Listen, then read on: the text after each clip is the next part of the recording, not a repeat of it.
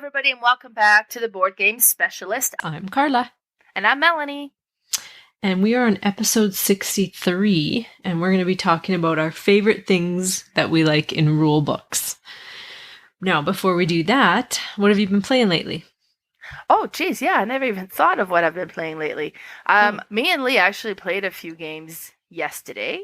I just got Potion Explosion secondhand. And we played this one. I figured this would be a neat one that Lily will probably enjoy.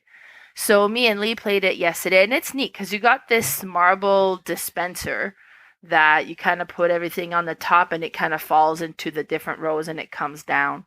And you have these vials, or I don't know, that you have like on your board, and on the one side it's the ingredients that are needed, so the different colored marbles. I mean, and it's cute, the theme. Like when you read on the thing, or the different marbles, like the black ones are made of ogre's mucus, and like just the flavor text that's all through it, if you take the time to read it, is neat. But then you collect marbles, so each round you can take one marble, and if the marble that you pull out causes for different marbles, because it'll kind of bring the marbles together, the rest will fall down. But if the ones that fall down are the same colors, then you get to take all those colors that are the same colors. And then if the marbles that falls down and connects with each other again are again the same color of a different color, well, then you get to take that. So it could be that I take a black marble, then the yellow marbles touch, I grab those, and then the blue marbles touch and I grab those, and you can end up with a full handful of marbles. And then you start putting these marbles in your vials to kind of fill in the ingredients. Whenever you complete one vial, then you put all those marbles back into the dispenser and you flip over your vial, and it's in the completed potion side, and now it's worth so many points. And it's funny, like different ones will be worth different points. I was concentrating on going for like the big points, the 8, the 10s, the 11s, and so. But it takes a lot more marbles to complete. And Lee was doing just a bunch of the little ones, and concentrating on getting more, because whenever you get 3 of the, 3 of the same colored marbles or potions, then you get a skill that gives you bonus 4 points. And if you get all 5 different potions, then you get a skills for having done 5 different ones. So he was concentrating more on that, not so much the bigger valued potions. And we ended up being really close, but he beat me by 5 points. And it just paid off that he, had a lot more accomplished than I had, because mine was taking so many marbles to complete. But it was, it's very simple, but it was really satisfying to play. You've played Potion Explosion before, right, Carla? Yes, this is one of the games that I had and I culled, and it's one of the ones I want back. I would like to acquire again, because I played it. Yeah, I thought at first, it's too simple, but then something about the marbles, and there's still a cool little puzzle in there. Yeah, it is very simple. Yeah. It still, has that neat little puzzle, which makes it attainable to every age group, I think. It would be fairly simple to play with people of different skills and age group and so on. The first time I had played this, I had played with my friend and her 5-year-old son. Maybe he was even 4 at the time. So we just kind of played a simplified version where we weren't using the potion, because when you have a completed potion, you can drink the potion. Mm-hmm. So you turn it upside down and kind of do a special ability, but so we weren't doing that part of it. But it's kind of like Candy Crush, the way that the marbles connect and you pull out and stuff. So that was really satisfying. So I quite enjoyed that one. I've got quite a bit of new games this week as well. So picked up a few, and my back seat was I couldn't think of the word. The back seat of my car was just filled with these. Now, another one that we played yesterday was Quatro, and this is the French name, the French/German name, I think, but in the English one is called Iota, and this is really interesting. So each card will have a different shape on it. It'll either be a triangle, a square, a circle, or a plus sign. And it'll be a different color. So it'll either be a yellow, a blue, a red, or a green. And it'll have a different number. So it'll either be a 1, a 2, a 3, and a 4. And when you put two cards together, you look at what's similar and what's different. So if I put a blue triangle and number 3 and then a blue triangle number 4, so it kind of created the rule. So anything in that row now is going to have to be blue triangle, different numbers. And then you can put your cards trying to create this, right? Like it, and then it kind of branches out a little bit like Scrabble wise, like, where you kind of, okay, well, I see that you got the blue triangle 3 here. Well, I'm going to put a yellow triangle 3. So now all of those ones in that row is going to have to be triangle, a number 3, and different colors. And you put this in, but every time you put some together, you score as well. You keep track of your score. So if I put the 2 and the 3 together, well, that's 2 plus 3, so that's 5. But then if I added the 3, and then you can score multiple line depending on where you've added your things. So if you add to one line, but you've created another line, then you get to score both lines. If you ever get a Quatro, and that's a line of 4, because you can never go above 4 in your line, then you double the score of everything you've created that round. So it was great. Like we were playing and Lee took the lead. He was getting ahead. I was ahead in the beginning, then he took the lead and he was kind of doing good. But my very last card that I put kind of created 3 lines and a Quatro, so it doubled my score. So I scored like 24 and just sneaked past him. And he's like, oh, you kidding? And this is a tiny, tiny game.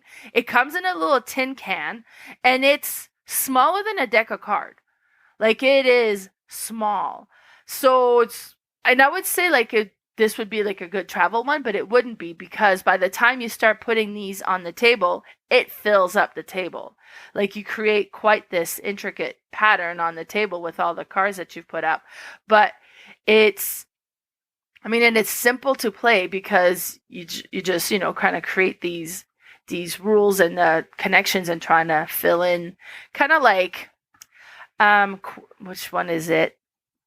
Oh, you know what? I can't think of it now. Are you thinking of those black tiles with the different colored shapes? Yeah. I can picture where it is on my shelf. As well? I think it might. No, not Quarriers. I have to. Oh my God, that's gonna bug me now. Oh, Carla's going looking. So, and it's in my game room. I can tell you exactly which shelf it's on. I visualize it. It's right there. What is it called? Quirkle. Did you get it? Yeah. Yeah. That was gone.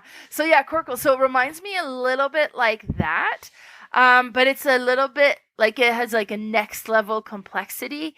And it's cards, not tiles. But this one was such a neat, satisfying game to play. Every time I play it, we like it, and it's cool. How about you, Carla? What have you been playing lately? So I've been playing, I got Paint the Roses, the expansion. And nice. So we tried that one out. And it's kind of cool because it adds 2 different decks to the game where you will have you'll have 2 flipped. And one is an ability and one is like a kind of a goal, but not really, or sort of a prevention of some sort. So like we had flipped that you can't increase the queen's speed. Or sorry, you can increase or decrease her speed on your turn anytime you want. So like, of course, you'd think, oh, you'll just decrease it. Well, no, because you can't. It also said that you can't use hard cards. So if you have this ability available, so you could never finish the game with that card there, but it helps you kind of as you're moving along to try and get ahead of the queen. And then you get and then you can change out that card. Another one will pop up. But that one, like there's a positive and a negative to it. Now the other one is just like a real cool ability you can do each turn. Like one was you can switch out your card once per turn, which sometimes you have a card and there's no gems showing that are going to describe it on the board or in the garden. So it adds a lot to it. We tried one scenario. We got so close, but we lost. I don't know if we didn't change out the card fast enough or if we changed it out too fast. I'm not sure, but it's such a cool game how you are just placing these tiles in your garden and giving information to everyone about what card you have. And you either have like a color to color or a shape to shape, or you could have a shape to a color. And so depending on which type of card you have, there's easy, medium, and hard. If it's easy, you know it's just a color to color, so it's quite easy to get, but you only get 1 point. So as they go harder, that's how you get more points, and that's how you can jump ahead. And you need to complete the whole garden and be ahead of the queen so she can't chop off your head. It sounds so silly, but it is such a cool deduction game. I just love it. Nice. So I was happy with that expansion because it definitely adds more challenge, because we have been winning all the games. Not that it was like easy, we just managed to do it, but this one we just snuck a loss in there just barely because we were so close to winning. Another one I've been playing, I had a week and a half off of my game group almost, so I've been doing my solo mystery games, and I did one called Baker's Dozen. And so it's this baking show. So these are like one-time boxes. I mean, I could probably keep it in a year and totally forget what happened and redo it, right. Which I'm going to do and see if my poor memory will benefit me, because I'll get to play these again. But anyway, so you have all these contestants in this cooking show, and they have all kinds of recipes. And then you have all the judges, and you kind of have a background of each of them. And someone is going to poison one of the judges, and you have to figure out who is doing it, what their motive is, and how they are poisoning them. So it kind of starts out where you have this envelope full of puzzle pieces, which are just ripped up recipe cards, and you have to put them all together first, which is like a little, puzzle. So you do that. You read all their backgrounds, and then there's all these little hidden things too, because it comes with like an apron, a baking hat, an oven mitt. And there's you have to look in the things, and there's notes hidden in there, which... Okay. So you have to relate which of the item belongs to one of the contestants.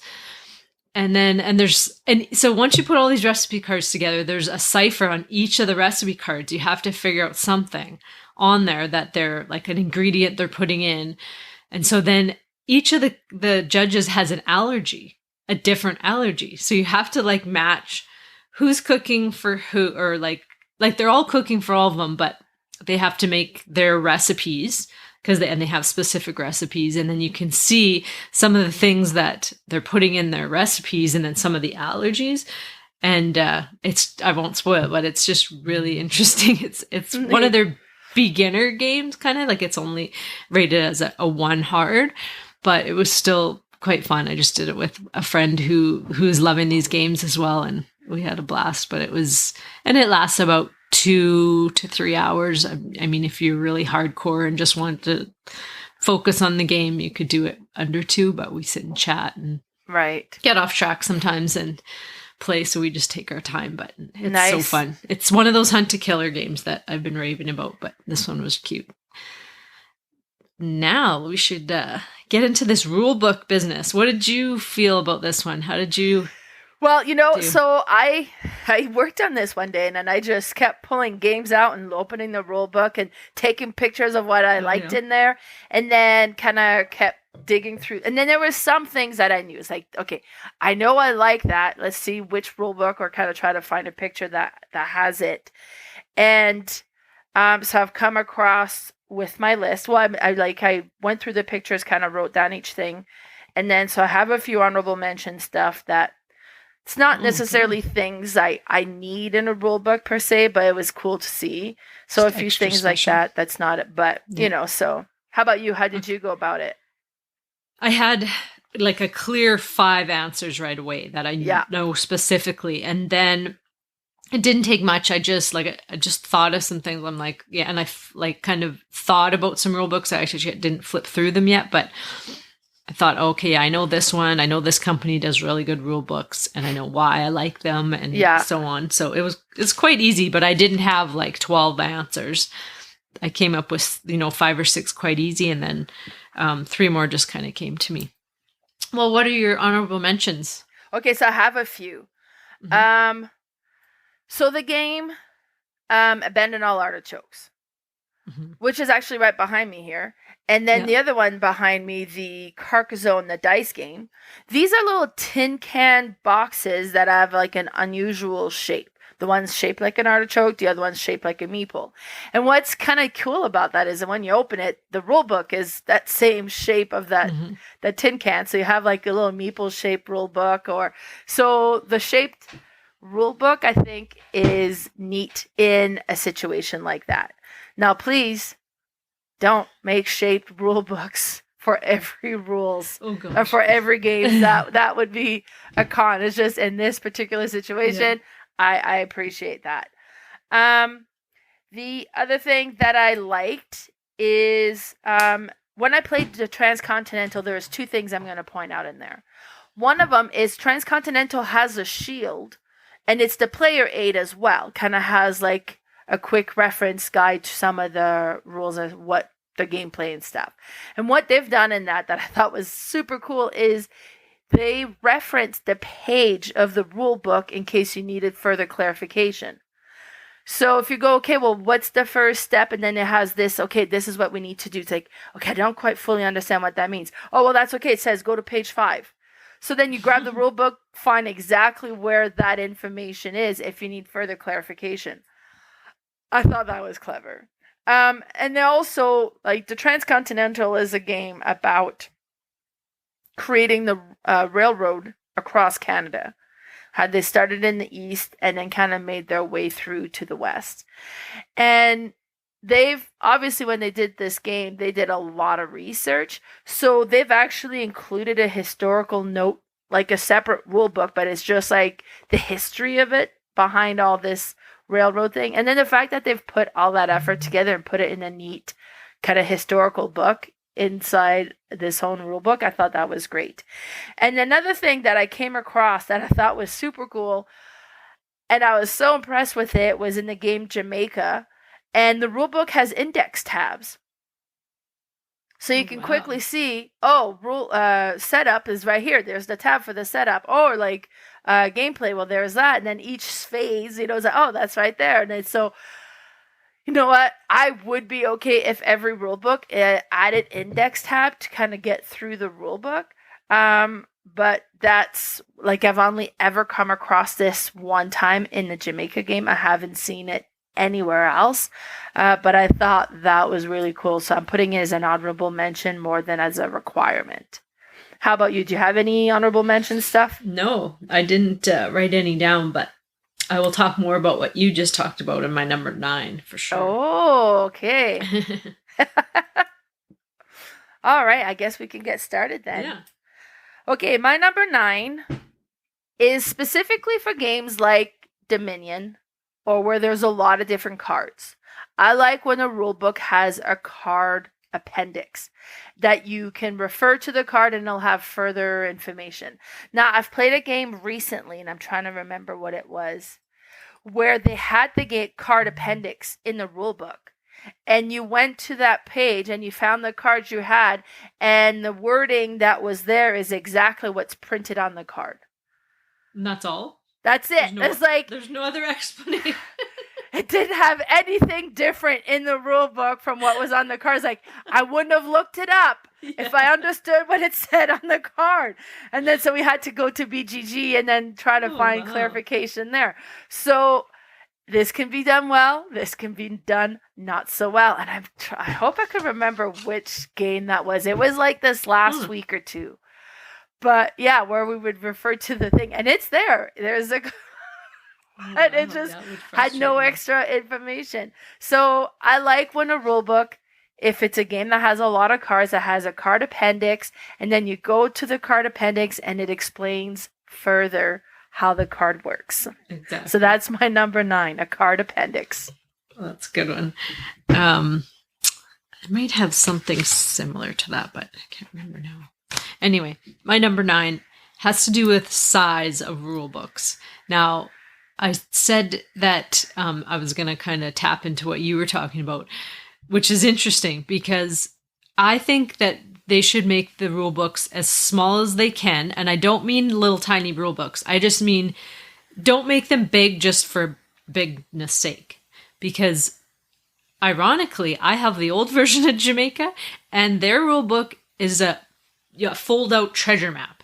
And Right. that is cool and very thematic, but it really sucks when you're playing the game and you have to refer to the rule book. You have to flip up this whole map that's bigger than your body and then look at it, and then where do you put that? Oh, I got to fold it back up. Oh, now somebody else wants to know something. Open up that thing again.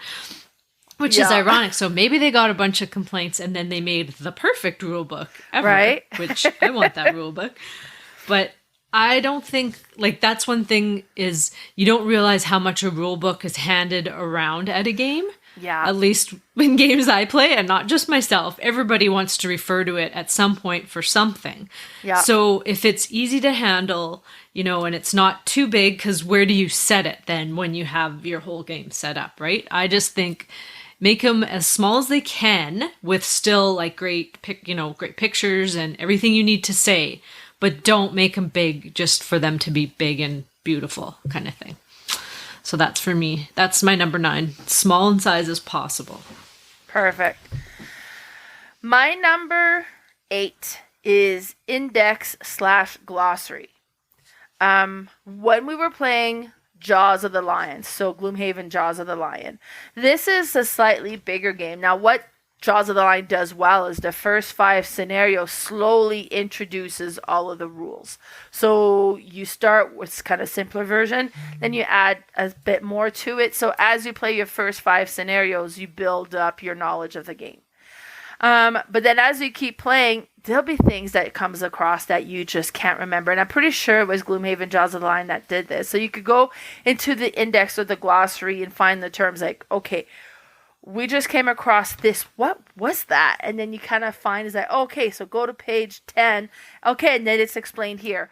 So that is something that I like when you come across something in the game specific that'd be like, what was that? And you can just find it in an index or a glossary and then go and find what that means, that particular term. Because a lot of games will create vocabulary for their game. Like they'll be like, oh, you do this with this game. It's like, okay, well, what does that mean? So having something that gives you the reference of an explanation of what it is, or where in the rule book that particular rule is explained, I really enjoy that. So that's my number 8, index and glossaries. Well, ironically, my number 8 is very similar to your first one, and that is like clearly stating on the cards or have like a separate just page you can pass around. Right. That if you have to look up cards, because I think I just described this last week or the week before, one of the games where we literally had to look up every single card, flip through the book, where if you just have like a separate little pamphlet that describes each card, because it's nothing's more frustrating than, like you said, you pick up a card and, okay, well, I don't understand the iconography, or if you do understand it, but what does it actually mean? Like, can I do this? Can I do that? Like, you'll start reading into what you think you can do, and others might not agree. Right. So I like when it's clear and concise somewhere what these cards are and easy to access. Not in the middle of the book where you have to really dig around for each card, but clear. And that's my number 8. Nice. My number 7 is similar to your number 9. And that's where I like to have the rule book the same size as the box. Yeah. So, because you'll have a lot of time you have the box, the rule book is smaller, and then it kind of moves around in there. And sometimes, I like to store my games vertically. So having that rule book and the player board or whatever that's kind of up against it helps keep stuff from falling off. So I like to have that rule book that's just a perfect shape of the box. A lot of games do this. A lot of games don't. Endangered just fit perfectly. Jamaica, the second edition one, was just one that fit perfectly to the box.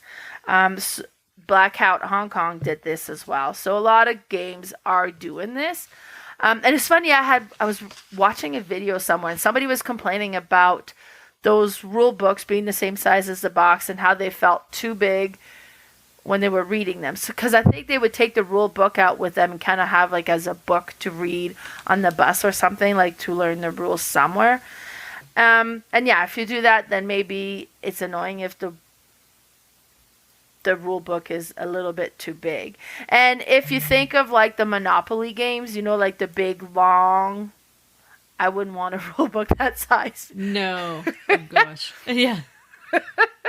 But it's if you have a nice square box. Then, nice square box. I like the rule book to be the size of the box. So that's my number 7. Nice. My number 7 is the texture of the rule book. I love the Stonemaier linen finish. They are awesome, and not just for looks and feel, but they don't hold the fingerprints, I find. Like, some of the rule books are so glossy, and they're beautiful, but the first time you touch them, you've got, like, the oil from your fingers are on it, and it's there forever. That drives me nuts. Yeah. I'll sometimes wipe them, and it's like, oh, this is not working. But they're ruined forever. So the linen finish, because like I said, that rule book is passed around tons, you know, and we usually have some sort of snack at the table, and we're very clean, but you still get stuff on your fingers, right? Of course. And yeah, that linen finish is so awesome. It was a good call from him with his rule books. That it's just nice to pass around. It feels like it'll stand the test of time more than the high gloss ones. Mm-hmm. So that's my number 7, linen finish. Yeah, no, I like that one because they feel more resistant as well. I mean, I've had rule book rip, and it's like, ugh. Yeah, and those would be tough to rip because they would like really well be. Yeah, very thick. They would. Yeah, they would survive a toddler. You know. Yeah, that's saying a lot. Okay. My number 6 is an icon/symbol reference. So depending on the game that you play, there's some that they just have a lot of different icons. Or different things that means different things. Like, okay, if you see this symbol, it means this. Or if you see this symbol, it means that. And then that's all throughout the game. If you're going to do that, perfectly, that's fine. Then have a way for me to quickly reference those. And I like when they have like an area in the book that has, you know, here's all the icons and here's what they mean. So I like to have that little reference area for any icons and symbols. Instead of like having it peppered through all the rule books as, okay, well, what was that? This is when you do phase 3, so go to the phase 3 location. Oh, and it's explained there. Have them all together, all explained in one spot. We were playing Potion Explosion yesterday. And during the setup, it said, remove 2 of the type of vials that you remove. Like, you change it up so you don't play with 2. It says, for your first game, we recommend that you take out this one and this one. Well, they're not explained on the vials what they are. Now, each vial has a symbol that explains what you know, like which one are the same ones.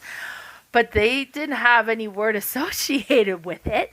And they didn't put the icon in the rule book in the setup there. They just said, okay, take this one and this one out. It's like, well, which 2 are those? And when you flipped over, if you went all the way to the last page, it explains what each potion special ability is. There they give them names. And it was like, okay, that should have been together with the setup. If you're going to tell me, take I can't remember, like the stickiness of goo or whatever, something like that. And then but it's like, well, which one is that? So, yeah. So that's why icon, symbol, reference. Have a way for me to find what those means easily. Yeah, good call. It's so important, the iconography. All right, my number 6 has to do with contents. Clearly describe your contents. And it's nice to have the pictures. It's a must, I feel, especially for cards, because some games will have 10 different types of cards, and then they'll describe them, you know, when you're setting up, but you're like, well, which ones are those? And sometimes then you look back to the content, and sometimes they'll just they'll say cards or something. You're like, you have to figure out which ones. It's like a little puzzle to figure out which cards you're going to use in the game.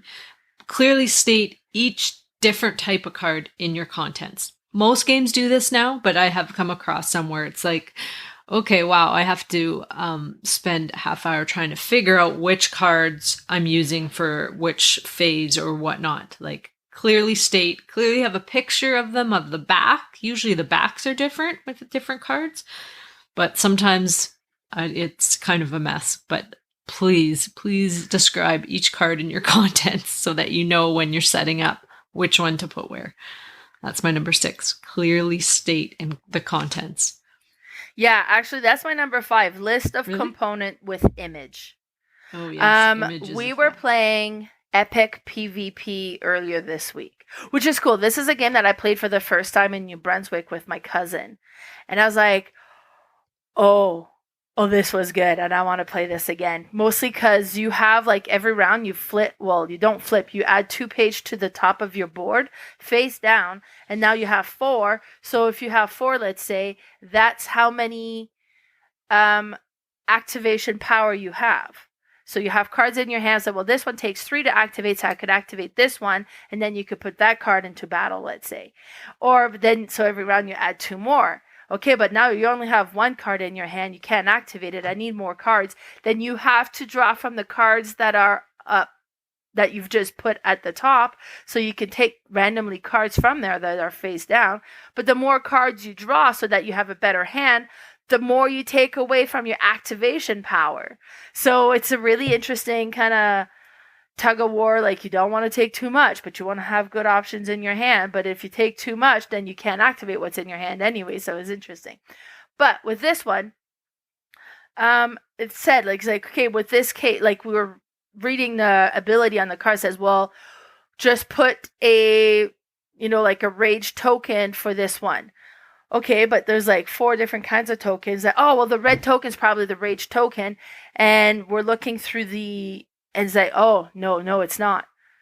It's the one that has its face on it. So that's his rage token. But it was a little bit unclear. Had they not had the list of components with very clear pictures as to which one that's referring to, it would have, kind of caused confusion there. So having a list of components with image, and not just, because I'll come across rulebooks sometimes where it's like, oh, the tokens for this, and this, and they have them all together. No, specifically list what is what, right? So that's my number 5, list of components with image. Nice. Lots of crossovers so far. All right. Mine is kind of similar, even though yours was similar to my last one. My number 5 is the setup in the game books, clear pictures as well. So that, because we don't play our games often, so it's not, most of my games I still have to refer to the setup to set them up, unless I've played them over and over and know. Even when I have, you still have certain things you need set up first before whatnot, but clearly have pictures of the whole game set up with the cards face up or down, whichever ones you need to have put out there. The money, like sometimes I'm searching for, what do we start with? What's our starting stuff? And you have to like dig in the rulebook to find it. Have that clearly stated in like flashing lights. This is what you start with. Like, these are the resources, these are the money. And a lot of times, first player will start with something, second will get a little bit extra, and third, and so on and so on. But those, I find I always seem to have to find that. And it's not where, like, you'd think it would be right at the end of the setup, right before you start the game. And most times it is there, but sometimes you have to look back into the beginning of the game phase, or it's hidden somewhere where it's like, just make it so easy so that I can just figure what we need to start. And that's my number 5, set up with clear pictures. Yes. So images are a big thing in rule books. Yeah, for sure. Like, images in color, bright, easy, like, and big. Like, make them easy to view. Okay, number 4 for me is a gameplay or round overview. So if it has, like, you'll have rule books as, okay, well, this game is played in 4 phases, and then one page has phase 1 and explains it there. Then you go to page 2 and it explains phase 2, and then page 3 will explain phase 4, and then that so on. Then I like to have an area where it puts all, like, phase 1 is this, phase 2 is this, so I don't have to flip through the entire book to find how to go through the different phases, what phase are we on, that there's a quick list of all the phases where it's all together. So yes, I'm calling that the gameplay or game round overview. I will also include in that where it explains kind of a overview of the game as well. So before you get into the setup, before you get into the rules, before you get into the what is the point of the game, how do you win? I like for that to be kind of clearly described at the beginning as well. Mostly for Lee, like when we are learning in new games, if he doesn't understand what you're trying to do to win the game, don't bother going through the rules because he's not going to retain any of it, right? You need to have like a reference of to what you're trying to do first of all. Yeah, but what am I doing this for? What's the point? What's the goal? So having that, the gameplay and the round overview clearly easy to reach is my number 4. Yeah, that's pretty much my number 4 too. I have like large font for the list of phases so that you can easily flip through that book to go, okay, we're in this phase. Let me just look what we do. But sometimes it's not, in big font and you kind of have to really dig through it. Mm-hmm. Make it easy. Sometimes there's books, and I can't think of which ones, but they have different shades of color, like each phase. So it's very clear. You kind of look, oh yeah, this is like a light blue, and then the next one's like a dark pink or something. So it's very clear how you flow into the next phase, and then you can easily flip through it. But that's so important too, because I don't know, game designers, if you realize how many times we refer to that rule book. Because like I said, we don't play your games 10, 20 times in a row. Most of us, I think. Maybe we're the odd ones, but we really don't. So we really refer to that book, and it's so important. So yeah, that's pretty much the same as yours, my number 4. Great. My number 3, because there's so many different ways of learning games now. There is the rule book. Some people prefer to go to watch tutorial videos. I like when a rule book will include a QR code link to the how to play video. Because there's a lot of videos out there. Not everyone are clear, precise, or like as accurate. So I like when they'll be like, you know what? We've prepared a how to play video. So go check this link if you want to learn it this way instead. I know Fantasy Flight Game for, is it the Arkham Horror, the card game? That video that teaches you how to play is like watching a movie. They've produced this so well that, and then, you see the card flipping and it's like, it's gorgeous watching this video. For some reason, this game was still really difficult to learn how to play, but it wasn't because of the video. The video was amazing. But I like when there's like, if you've done a video, or if you've contracted out for somebody to do a great how to play video, reference it into the rule book so we can quickly access it and kind of watch that. Because a lot of time, mostly when it's a bigger game, there's a lot to read. I could read the rule book and try to teach the game, and people are just kind of, fading off. But if I play it on the video and everybody's kind of watching it real quick, and then it's like, oh, okay, great, now we're good to go. Everybody's kind of seen the same thing, and it's not, was like, well, you didn't explain that way. And I was like, well, I thought I was, so you kind of avoid some of that. So I like to have the tutorial videos, and I like when the rulebook reference to it as well. So that is my number 3, how to play video QR code links. That's a good one. My number 3 is when game rule books include usually near the back or a separate sheet, and it's just a list of important things to remember in the game, and it's things that you would maybe typically not remember. So it'll list them, and you can kind of just reference it if they put it on a nice like thick cardstock where you can kind of have it available. And oh yeah, when I do this, make sure that this happens, or when this goes, make sure you pay out this or whatnot. But those important lists are just key for the game. And a lot of times, things like that people will miss or forget. But when you make a point of don't forget these things, that is it's just money in the game. It's so awesome. I've only come across a few, and I can't even think of one that does it specifically with a separate card. Oh, but right. I have come across that, and it is awesome. And I would love if more designers would do that. It's such a neat asset to the game and the rule book, and an easy thing to do when it's just like an extra card, even if you just put it on the rule book, which is most of the times is what I've seen when I have seen this, is it's just in kind of near the end or after the end of the game. It'll list, okay, don't forget this and this and this. And that's my number 3. Make a list of important things to remember. I love that. Actually, it's my number 2. My number 2 is rule summaries or rule keynotes. And I've got 2 examples for that. So, and I do like it when it's at the very back. Close the rule book. It's the last page. So you don't have to have an open rule book on your table. You can have it closed and it just has a summary of all the rules. And Narcos, the board game, does that. And it has like, these are the winning condition. These are the season phase. And then they kind of have like a quick step by step of like, this is what you do in this phase. This is what you do here. And this is what you do there. So that it's all kind of easy to access, easy to review. And sometimes you might have bigger questions where you will need to open the rule book, but at least there's a quick, easy access for that. And then also because as you mentioned, I mean, I have a large game collection. I'm over 600 games now. I haven't played them all, but the ones that I have played, if you play them again, chances are I will need to refresh myself on the rules.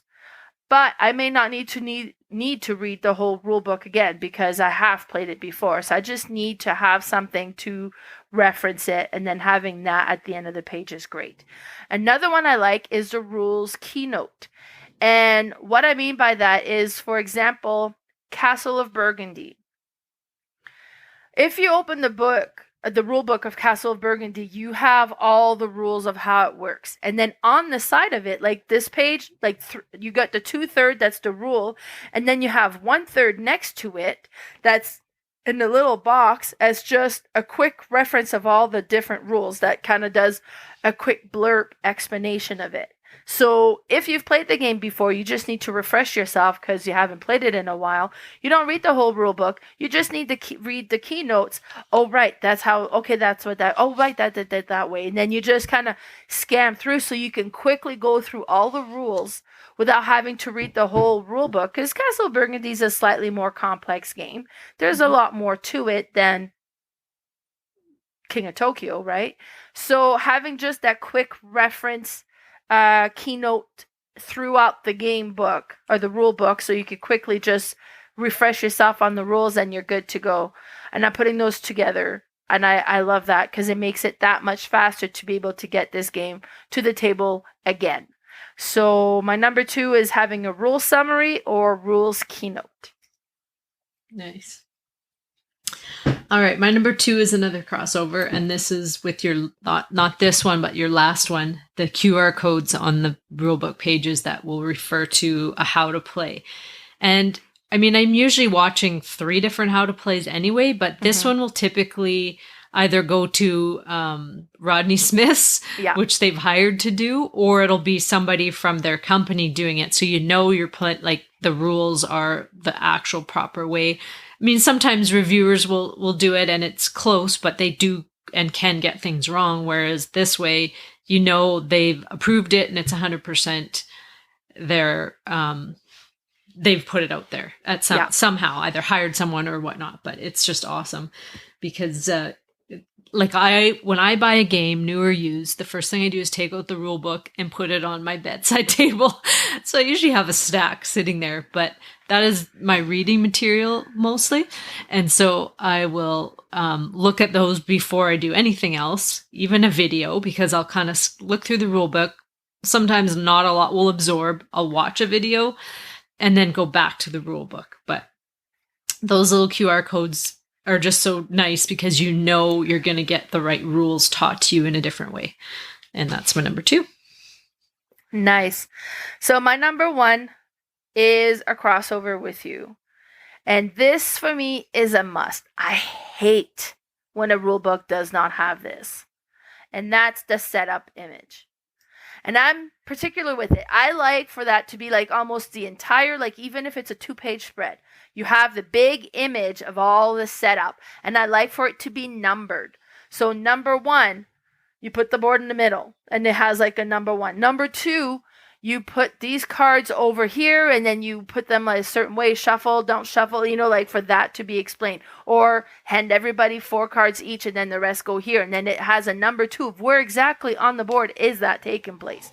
Number 3, you need to put these tokens near the table. Which tokens are that? Oh, that's the number 3. The number 3's over here. Oh, it's the blue tokens. They go over here. So I like for that to be so specific and very well detailed and numbered, and then kind of reference where in the setup exactly that goes to. And sometimes they'll even have little lines that points to it. I like that even more. Because I will always, 100% of the time when I play a game, open the setup and set my game up. Right? Like, we play a lot of different games. I don't know. And then it's like, and there was one that was like, Champion of Midgard has this, but like it's set up in a way that it's not, there's always one section that I forget what needs to be handed out because it's not clearly indicated. And a lot of time I miss it. And then it's like, shouldn't we have this to start? Mm-hmm. Oh, wait. And then you go back. Oh, yeah. Yeah, no, and it gets missed a lot because it's not really, it is very clear if you take the time to read the whole thing, but we're just doing a quick setup, right? So I like for that to be very clear, very precise, and that it's kind of numbered. Number 1, you do this, you do this, you do this. And there's been games where they've got 2 sets of setups that has the table game set up and then that has your player board set up. So if you got 2 sets of board that way, I want 2 setup page, right? So that's my number 1, a setup page with big, clear, colorful image. Yeah, it's so important.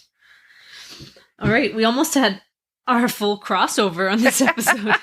And my last one is definitely a crossover too. And this is my most important thing, and that is all iconography translated on 1 page or 2 pages, not having to flip through the book, finding different images of things that, oh, well, this card, it's not in the main one. Oh, it's over here in special examples. No, put it all on either 1 or 2 pages on the back of the rule book or a complete separate little pamphlet, because there's nothing worse than trying to figure out what the iconography is. Yeah. And I do have to say, who is guilty of this is Garfield Games. And as much as their rule books are great for describing, you can't find, and maybe you can in the last game that I have, the Wayfarers, I can't confirm. I think they do have it actually finally on the back page. But in Architects, like especially with some of the expansions in Paladins, there's iconography on some of the cards where you're like, what does this mean? I have to just figure this out.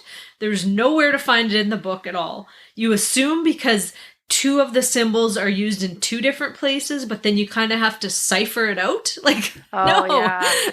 As much as I like ciphering, and it's not what I want to do when I'm trying to make a move right now. Like, I don't want to have to figure out what that means. I just want to look at the book. Okay, this is what that means, that iconography. So it's similar to the describing your cards well. Have that iconography in the back. Anything, any type that you use in the game, whether it's on the board, it's on cards, it's on your player board, have it known and make it available and easy to find. That is the worst thing. I can't stand looking through a rule book and having to dig, oh, well, there's a special example on this phase. Well, why is it not on the back with all the other stuff or wherever they've put the iconography? And some don't literally list it. They assume that you're going to know because this little symbol was on this other one here and this one. Like, no, make it clear. I think it frustrates me so much. And I mean, I love how they use iconography on cards because it makes it so simple, but make sure you make it clear to us. And that's my number 1. That's funny. Yeah. Yeah. And I agree with that. But yeah, that was my number 6. Obviously bothers you way more than it bothers me. Yes, it bothers me. The setup, like you said, it actually does too, because if it's not clear, it frustrates me too. Like, oh, what is that? does that look in that picture? Like, make it clear, number it, put an arrow to it, make it really obvious. Well, and I like when the setup image has like a clear, it's like, okay, well, then you take the Dooms cards. Well, then there's a picture. Oh, those are the black cards. You know, so it's very clear as to what exactly you're grabbing and not having to refer back to the components. And go, it's this one, and then go back. And so make it just, if I need to set up the game, I open the setup page. That's all I will need. And it will be perfect. And it will look exactly like the picture. And And the designers, the easier you can get your games to the table, meaning the easiest setup possible, the more often it's going to happen. Yeah. You know, some of my bigger games, like Lacerda games, I haven't played in the last year. They're just so much setup and so much relearning, which is a whole other topic. But just the setup alone, like it's, you know, some of those big crunchy ones are so nice, but if you can make the setup as easy as possible for even how deep your game is, your games are going to get to the table more often. 100%. Anyway. Yeah. Wow, we sure crossed over on that one quite a bit. Which is expected in the rulebook, how much stuff is in a rulebook. But it's neat to see how some stuff were fairly close. Some stuff is like, nah, that's way more important to me than, but yeah.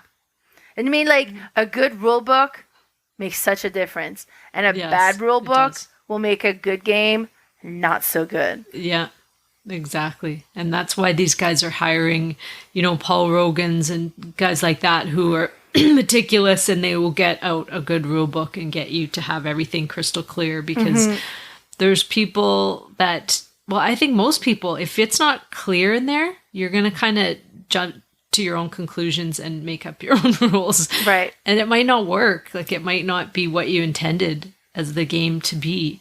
And then it could change the whole game. So that is so important, and probably comes with playtesting. The rule books that, you know, make it clear.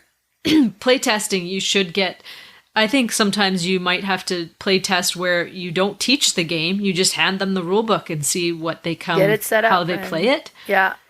You know, that might be an interesting type of play testing, which you would have to do, which I would think. Has to happen, yeah. Yeah. And, you know, because I remember, like, we were last year at the Canadian Award, Game Designer Award or something, and it was really close between the two games, and the game that didn't win was because of the rule book. It wasn't clear enough. Because that's such a big part of the game. If I can't get your game to the table and comfortable to play it because I couldn't decipher the rule book, that game is going to have a horrible feel to me. And I was like, how'd you like that game? How pretty it is. I didn't like it. Even though it's an amazing game, I was like, I couldn't get it played. That's horrible. You know what? One that is really good is that Fog of Love has the whole tutorial built in the gameplay. Oh, so it kind of says, you know what? 'Cause there's two sets of rules. It says just read this page, then get started. Don't worry about reading the rule book. And that's how it's described in this one. Oh, nice. And it's like, okay, so grab this card, and then you grab the card and it explains this is what's happening. Now go and grab these cards, and then you grab these cards and you're playing through, and then you'll grab another card, and then this one's another tutorial card. Okay, you've reached this level, so now go and into this area and grab this card. Oh, okay, so then as you go through the gameplay, you come across these tutorial card that teaches you the game as you play. Now, somebody did say the tutorial game is not as enjoyable as when you're actually playing a full scenario that's not a tutorial scenario. But that was such an amazing, simple way to learn the game. Because most people don't enjoy sitting a half hour before you play the game just learning how to play the game. And that's how a lot of time it's going to have to be. Okay, let me read you all the rules, and you've got the game set up in front of you, and you're just staring at it, and you're not playing it yet. But that's where that tutorial system in the Fog of Love, or the Diced app that walks you through the game. And then a lot of time with the Dice is like, okay, find the rule book and put it aside. You're not going to need that. Now, here you go. And then you learn as you play so that you just get to the playing right away. And that's going to appeal to a lot more people. My sister cannot stand waiting to learn the game. You learn it. And when we're ready to play, I'll get to the table and you teach me as we go. Like, that's how it has to be for her. So having something like that, I think, makes a big difference as well. It's like, I guess that'd be my number 1 plus. Yeah. Have something that skips the rule book altogether. Yeah, no, that would be perfect. Because, that can take a lot of time learning the game, too. Yeah. I'm like your sister, I think. When I'm learning games, I'm just like, let's just play. Let's just start. And a lot of time, that's how it sticks anyways. If I really did rule book and then it's like, okay, we're ready to play. It's like, okay, what did you say? Yeah. I'm sorry. I'm a visual learner. It didn't stick to anything, yeah. Yeah, so just reading, I cannot just learn a game by literally just reading the rule book. I have to watch a playthrough or actually play it to actually get it stuck in my head. So it was just like in sports. The coach would describe the drill. I'm like, okay, now show us. Oh, okay, I got it. Yeah. And some people are, they can learn just by hearing and knowing what to do. And I don't know why I can't learn that way, but I need to see what is going on, which is probably why I don't love learning games on Board Game Arena, because it's not like it shows you, but it's like digital. I want to see like things actually physically moving around on the table, and right. I have a hard time learning it that way. If I've learned the game before, then I can play on there, but it's I need to see things moving around. Nice. So for sure. Just going through the process of learning a game can be. And then I think everybody is a little bit of everything, right? Like you need a little bit of everything. Yeah. But if it's 100%, this is the only way you can win because this is all we've provided you. So, but that's not the best way for me, so yeah. Exactly. Nice. Well, that was awesome. Yeah, it was an interesting list for sure. Mm-hmm. Yeah, so next week we are going to be talking about, we're going to go back to that series we started with 9 games that are better than an older version of a game. And what we're doing next week is 9 games better than Risk. Yes. So there's our kind of area control game that we say we don't love, but we actually do. We actually do. I mean, maybe not love, but we do like in some games. So it'll be interesting to see what I've already made that list. So I have some that I'm like, oh, I really love that game. Oh, that's area control. Weird. But that'll be next week. Until then, where can people find you? So I am on Instagram as Mal's_boardgame_room. My YouTube channel is Mal's Board Game Room. And my Facebook page is Mal's Board Game Room. And we also have our Discord now for the Board Game Specialist. So we'll put the link below. Be sure to join us on that as well. And how about you, Carla? Where can we find you? I'm on Instagram at Board Game Specialist, all one word. And on Facebook, I have a page called Red Deer Board Game Fanatics. All right. Well, thanks for listening, everyone. And we'll stay tuned for next time. Bye, everybody.